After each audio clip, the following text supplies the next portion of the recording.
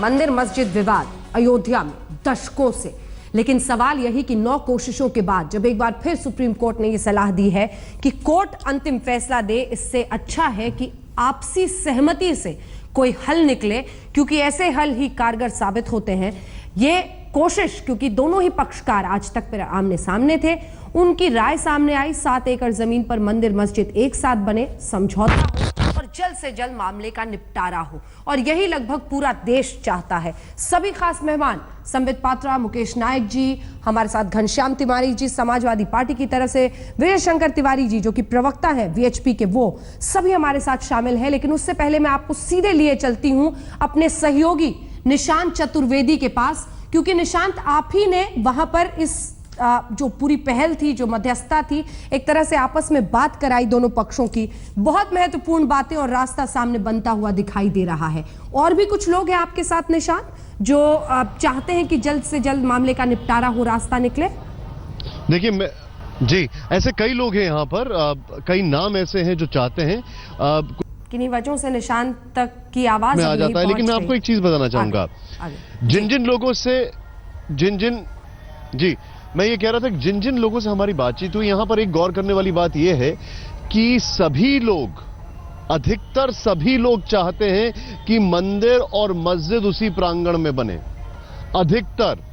लेकिन 2 चीजें गौर करने वाली हैं। पहले तो यहां पर अलग अलग धड़े बने हुए हैं, एक धड़ा इस तरफ है, दूसरी धड़ा उस तरफ है, और ये हिंदू मुस्लिम का धड़ा नहीं है, हिंदू मुस्लिम यूनाइटेड अलग अलग धड़े बने हुए हैं, जो उनमें एक होड़ मची हुई है क्रेडिट को लेकर।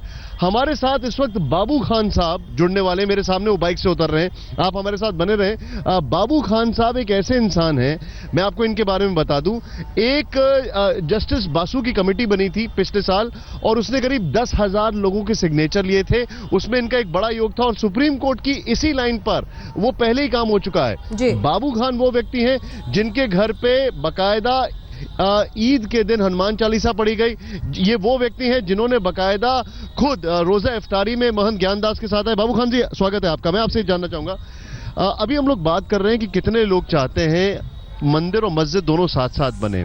मैं आपसे चाहता हूं जानना कि क्या आप भी ये मशवरा रखते हैं कि दोनों साथ साथ बने, क्योंकि अगर हम बात करें तो आपके अपने अच्छा, मैं अंजना एक चीज बताना चाहूंगा, राम जन्मभूमि में जो मूर्तियां हैं, जो रामलला की मूर्ति हैं, जो ठाकुर जी हैं, बाबू खान उनके कपड़े भी सिलते हैं। सबसे पहले तो यहीं से शुरू करते हैं। जी जी, आप ही कपड़े सिलते हैं? देखिए, हम लोगों ने अयोध्या में सांप्रदायिक सद्भाव, हिंदू मुस्लिम एकता का, इसकी एक बीज स्थापित हुई हनुमानगढ़ी से, ज्ञानदास जी के यहाँ से।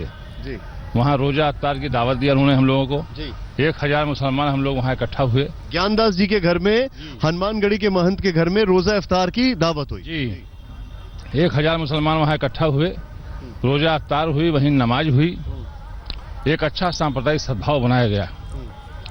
उसके बाद धीरे धीरे हिंदू मुसलमान करीब आए। आपके घर में भी हनुमान चालीसा पढ़ी? जी जी, बता रहे हैं आपको।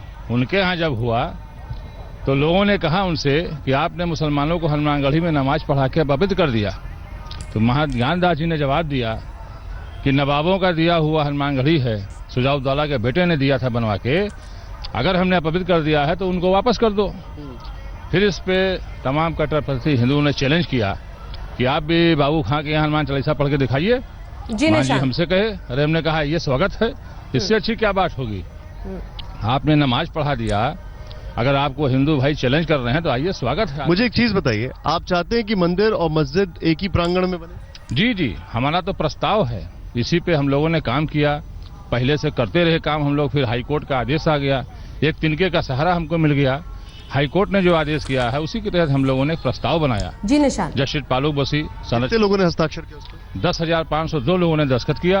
कमिश्नर 10,500 लोगों ने जो हस्ताक्षर किया है, सुप्रीम कोर्ट के कहने से पहले ये पूरी जो कार्रवाई है पिछले साल हो गई थी। और मेरे जो सहयोगी हैं यहाँ पे बनबीर और यहाँ पर पीयूष, हम लोगों ने मिलकर कई लोगों से बातचीत की, तो यही समझ में आया कि लोग चाहते हैं यहाँ पर ऐसा हो।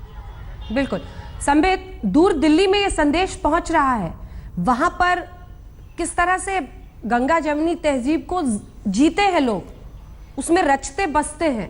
यहाँ दूर बैठे लोग अगर सरयू के उस पार और हाजी महबूब जैसे लोग नफरत घोलें तो उसको वो स्वीकारने को तैयार नहीं है। संबित पात्रा। नहीं अंजना जी, कुछ विषय एकेडमिकली और टेक्निकली यहां समझने की आवश्यकता है। जो सितंबर 2010 में निर्णय इलाहाबाद हाईकोर्ट के 3 जज बेंच ने दिया था, उन्होंने, अगर हम इसको हिंदू मुस्लिम के दृष्टिकोण से भी देखें तो 2/3 जमीन हिंदुओं को और 1/3 जमीन सुन्नी वक्फ बोर्ड अर्थात मुसलमान भाइयों को दिया था। मगर दोनों पक्ष उसके बाद इससे सहमत नहीं हुए और दोनों पक्ष कोर्ट में, सुप्रीम कोर्ट में गए थे। आप आज दोनों पक्षों की बात कर रहे हैं, अगर दोनों पक्ष सहमत हो जाते तो वहां बन जाता मंदिर मस्जिद। 3 महीने के लिए इलाहाबाद हाईकोर्ट ने कहा था 3 महीने कोई कंस्ट्रक्शन नहीं होगा, 3 महीने का हम समय आपको देते हैं कि आप लोग चर्चा कर लीजिए, फिर आप इससे सहमत नहीं होंगे तो सुप्रीम कोर्ट चले जाएंगे। आज हम डिस्कशन कुछ भी कर सकते हैं, मगर सहमति तो तब नहीं बनी थी कि 2/3 पे मंदिर और 1/3 पर मस्जिद होगा। दोनों पक्ष, जिनको आज हम पक्षकार कह रहे हैं, जिनको आप दिखा रहे हैं, यही दोनों पक्ष उस समय सुप्रीम कोर्ट में गए थे, इससे मान्यता नहीं मान रहे। विजय शंकर तिवारी जी। जी अंजना, ये बात बिल्कुल ठीक है। अभी मेरे पास एक इमरान खान बिहार के हैं, उनका एक मैसेज आया कि वो जन्मभूमि है भगवान श्री राम की और उसमें केवल मंदिर बनना चाहिए। मैं एक बात कहता हूं कि जब सारे प्रमाण उपलब्ध हैं, और प्रमाण इतना तक नहीं है, तीनों माननीय जज, जब इसका निर्णय आया था अंजना, तो माननीय तीनों जजों ने एक बात कही थी, 1528 से पहले यहां एक हिंदू मंदिर था और उसकी खुदाई जो हुई, खुदाई में एक शिलालेख मिला और शिलालेख में स्पष्ट रूप से ये दर्ज है कि ये हिंदू मंदिर है और इसका एक इंटीरियर एक्सटीरियर जिसको बोलते हैं वो हुआ। तो इतने सारे साक्ष्य होने के बाद भी ये तय करना कि नहीं यहां पर एक मस्जिद भी बननी चाहिए, ये हास्यास्पद है, पूरी तरीके से हास्यास्पद है। और जो लोग ये कहते हैं गंगा जमुनी तहजीब की बात करते हैं, तो ये लोग उनको क्यों नहीं समझाते हैं कि ये जन्मभूमि है, जन्मभूमि में मंदिर बनना चाहिए। मस्जिद तो कहीं भी बनाई जा सकती है, आप अयोध्या से बाहर सरयू पार बना लीजिए जाकर के। इसमें अगर ये होता है तब तो मैं मानूंगा ये गंगा यमुनी तहजीब की बात हुई। अगर ये नहीं, यहीं पर हमने मस्जिद बनानी है, तो ये कौन सी गंगा जमुनी तहजीब है? अंजना, मुझे जरा ये बता दिया जाए। नहीं, ठीक है, आप जो कह रहे हैं वो भी ठीक है, लेकिन एक पक्ष ये भी है तिवारी जी कि धर्म कभी भी स्वार्थ नहीं सिखा सकता, धर्म कभी भी स्वार्थ नहीं सिखा सकता। मुझे आर्यू नायक जी, ठीक है, मुकेश नायक जी बोलिए।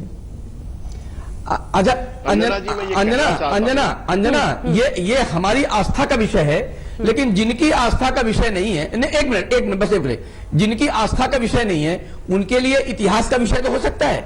इतिहास, जन्मभूमि भगवान राम वहां पैदा हुए, वो जन्मभूमि है, ये इतिहास का विषय भी है, उसको विकृत करने की कोशिश क्यों की गई? बिल्कुल, एक बात समझ में ये नहीं आती मुझे। बिल्कुल, और ये प्रमाण, तमाम सबूत एएसआई की तरफ से, जियो राडार और आर्कियोलॉजिकल जो वहां पर डिगिंग की गई उसके जरिए ये प्रमाण दिए गए हैं कोर्ट में। नायक साहब।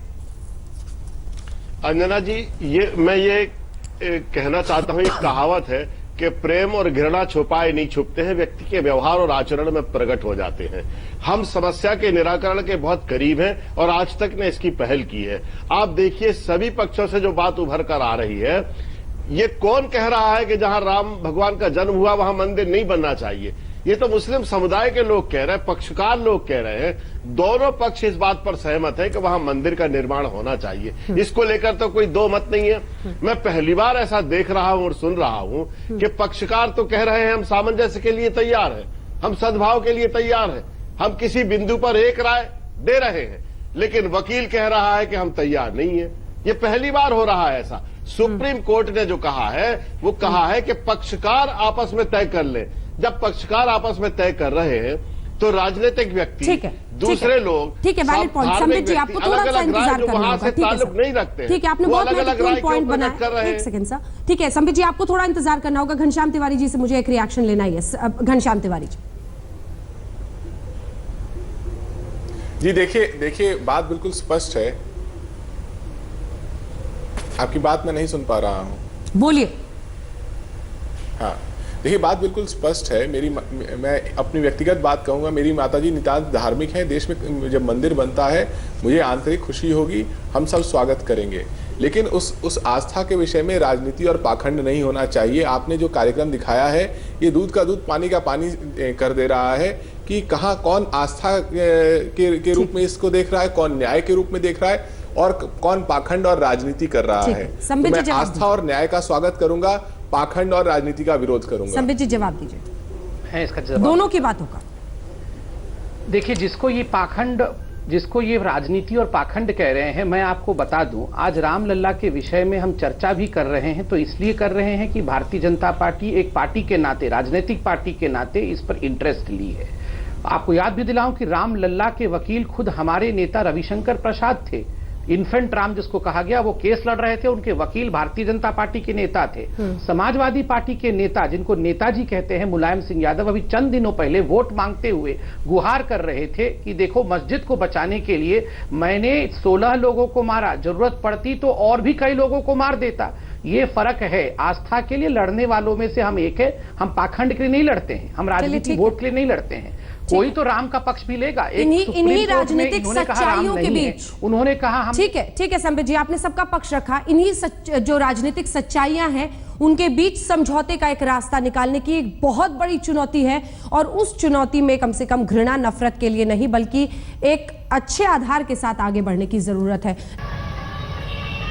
डॉक्टर पात्रा अभी बोल रहे थे कि रामलला की बात इसलिए हो रही है क्योंकि यहां पर बीजेपी सरकार में बड़ी बात यह है अंजना, केंद्र और उत्तर प्रदेश दोनों में बीजेपी है, इसलिए रामलला की बात हो रही है। और अयोध्या के लोग ये कह रहे हैं कि अब मौका है सबका साथ सबका विकास, यहां पर एक एग्जाम्पल सेट करके दिखाने का। रही बात इतिहास की, तो हनुमानगढ़ी की 52 बीघा जमीन नवाबों ने दी थी अकबर के जमाने में, तो वो भी एक इतिहास है। मैं आपसे जानना चाहूंगा, जो यहां पर अलग अलग लोग बोलते हैं कि सुलह समझौता ना हो पाए, उनके ऊपर आपकी क्या टिप्पणी है, बहुत संक्षेप में? जी देखिए, दोनों संप्रदाय के जो कट्टरपंथी लोग हैं वो कभी नहीं चाहते हैं कि मसला हल हो, क्योंकि उसी के नाम पे वो लोग राजनीति कर रहे हैं। आपने एक लाइन में सब कुछ बता दिया कि वो कभी नहीं चाहते मसला हल हो, क्योंकि उसी के नाम पर राजनीति कर रहे हैं। ऑफ द रिकॉर्ड किसी से भी बात करिए तो बोलते हैं सर हमारी 9 बार मुलाकातें हो चुकी हैं, लेकिन पता नहीं कैसे कोई ना कोई बीच में रोड़ा डाल देता है, बोलता है आप क्या कर रहे हैं ये।